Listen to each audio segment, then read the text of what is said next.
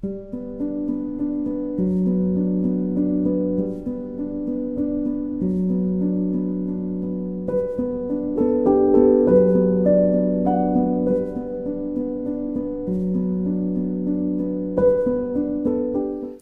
everyone, and thank you for joining me in this video today.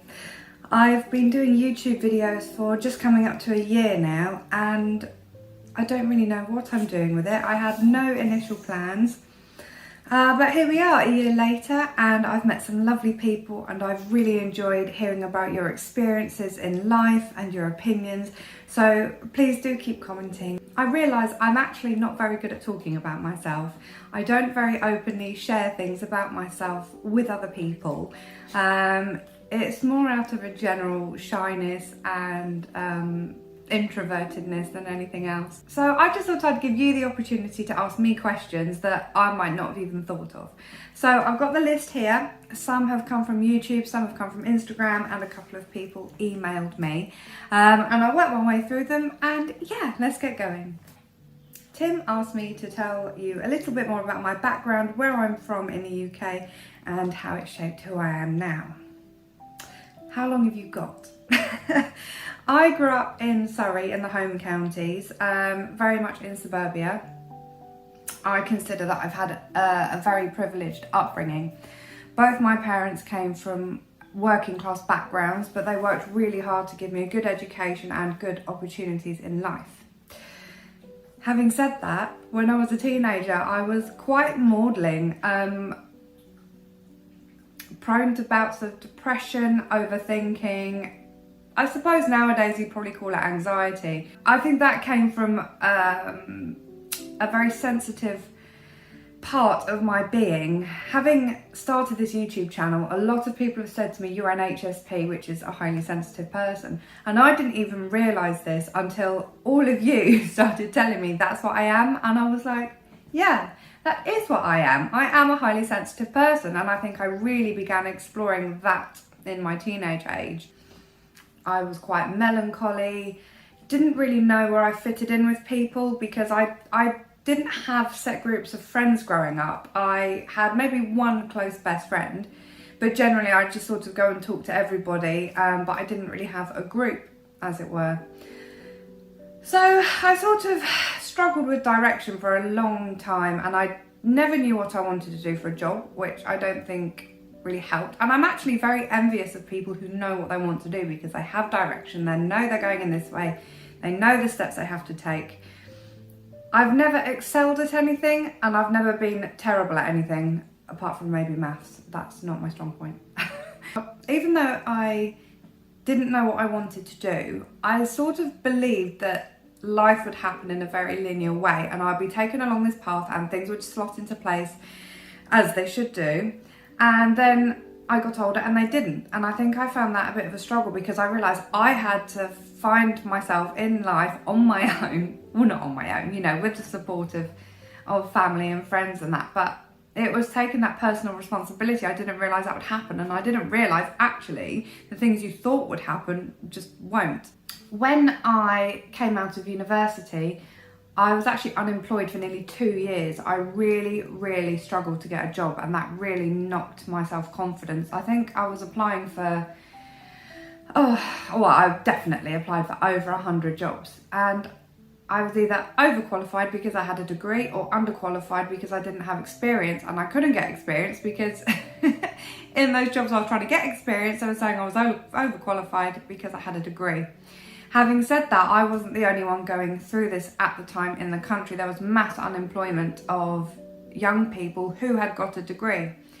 And it was quite debilitating, and it knocked my self-confidence because I thought, I've got a degree. I've done this thing that everybody's told me I should do, and yet I'm unemployable. And so that's why I started up my own business in the end, because I thought, right, if nobody's going to give me a job, I'm going to make myself a job.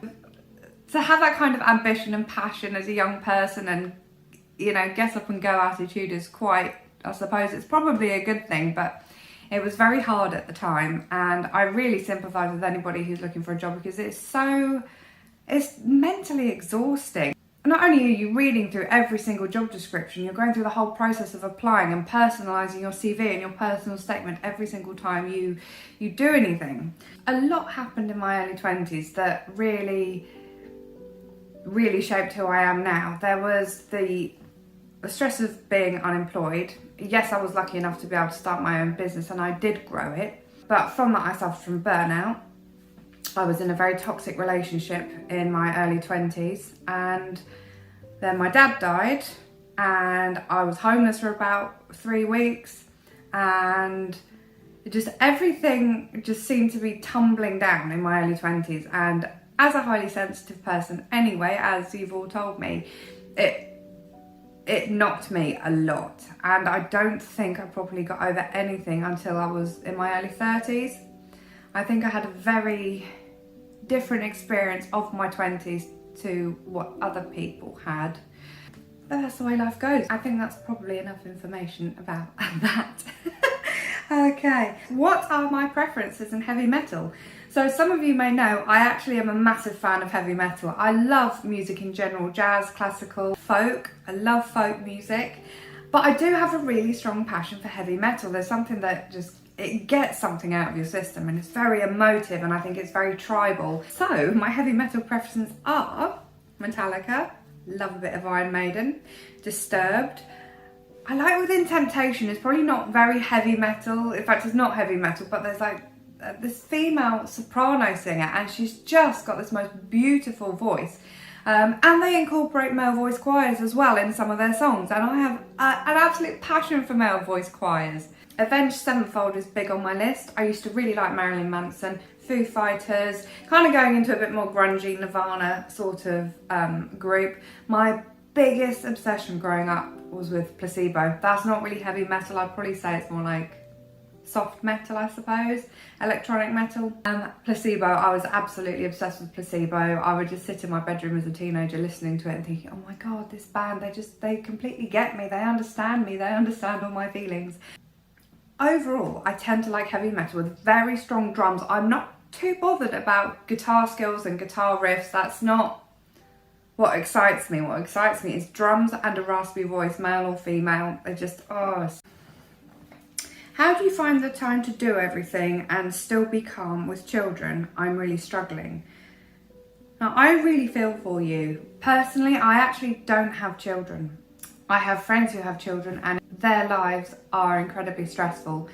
And I think in those situations, it's just a case of accepting the situation. Sometimes acceptance can bring the most relief. It's hard, it's really hard. Children do grow up, hopefully, hopefully they will leave home. But yeah, I don't have children. It is and it isn't a choice. When I was in my early 20s, I wanted children, I wanted a family, I wanted to do the whole mum 2.4 children scenario. And it never happened. And then I got into my 30s and I was told that I wouldn't be able to have children unless I had IVF. Now, by this point, I had sort of become really content with my life anyway, and I didn't feel like I was missing anything. I didn't feel like my life was lacking in anything, and I didn't really have those cravings for children anymore. I think when I was in my early 20s, I wanted them because that was one of the things you were told that you did growing up. Get married, have children, and it all follows in a nice linear fashion like that, with no problems along the way, of course. So yeah, and actually I think, as somebody who is highly sensitive, I'm somebody who overthinks quite a lot. I think it's probably a blessing in disguise that I don't have children for my own peace. I mean, that sounds quite selfish, really, but I don't have children, and I'm very content not having children, and I think it's worked out very nicely for me, actually. I love children, I love spending time with children, I love playing, I love helping a young brain develop, but I don't think I want that 24/7 anymore. I'm very content with my semi-peaceful life. Do you have any fears? I didn't have any fears. I used to be totally fearless. Nothing bothered me. Speed, small spaces, big spaces, spiders, bugs. Nothing scared me. And then one day, my mum bought me and my husband a present to go up the Shard in London. If you don't know what the Shard is, it's basically the tallest building in London, and you go right to the top and you can just see for miles and miles and miles. It's really, really high up. And we went up there. And I was like, oh, this is fine. Going up the lift, la la la la la. We got onto the top floor, walked out. I made the mistake of looking down, and it was literally like something clicked in my brain, and I felt really wobbly, really dizzy, really unstable. I had to like edge myself to the back of the building and like hold on to the wall. I don't know what happened. It was really weird. I've never had a thing about heights at all before. I thought it was just a one-off. And then what happened is we went up a mountain called Scarfell Pike last year, and that's about 3,000 feet above sea level. It's one of the highest peaks in the UK anyway. And we got to a certain point. We were only about 100 feet from the top of the mountain, and I got this same feeling that I got when I was up the Shard. And I got really panicky, like cold sweats. It felt like a panic attack coming on. I needed to get off that mountain. I needed to go down, and like, I just remember my husband and his children, I just said to go to the top, go to the peak, don't worry about me, I'll be fine. But it was so cold. It was snowing and I was freezing, and my husband said to me, just stay there. Don't you move anywhere, stay there. I'm gonna go to the top and then I'm gonna come down. And I was sat there and I was frozen and I was petrified. The thing is, it's fear. It's so, this is the thing about fear, is it is irrational. There is no, I was perfectly safe up this mountain. There was nothing going on at all. There was no reason for me to be scared, but something took over in my brain. And anyway, I was in such an uncomfortable place emotionally and physically. I started very, very, very slowly making my way down the mountain, descend like 10 feet, and I'd immediately start to feel better. And then I kept going another 10 feet. I just looked over the hill. And my husband's running down this mountain, worried that he'd lost me or something had happened. And he said, I told you not to go anywhere. And I was like, I just have to get off the mountain. Anyway, cut a long story short, 8 hours later and a few bad decisions, we were off the mountain. But I am absolutely determined. I'm always determined never to let my fears get the better of me. So later that year, we went on the fastest zip line in the world. It's in North Wales and it's across a beautiful quarry, and the water in the quarry is turquoise. It's the bluest blue you've ever seen. And I had this anxiety even before I was going, but I was determined that I would do it. I would do this zip line. The zip line doesn't bother me. It was the height that bothered me. And I could just feel these like cold sweats coming on, and it's a purely physiological response. My brain knew that everything was absolutely fine, but my body was just responding in a really weird way. Anyway, I just wanted to take control of this fear. So we went up. You do like a small one first.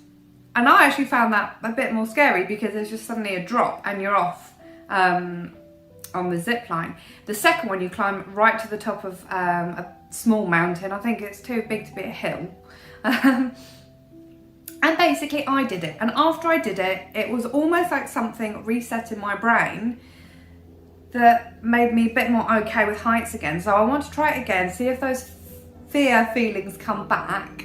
And if not, then I'm really pleased that I might have managed to fix myself, because I don't like being stopped from doing anything. What's your guilty pleasure? Well, I suppose you see all this side of myself where I love nature and I love peace and quiet and calm, and I love reading and visiting historic castles. And then the next minute, I'm also watching Married at First Sight Australia. It's the drama. I just love the drama.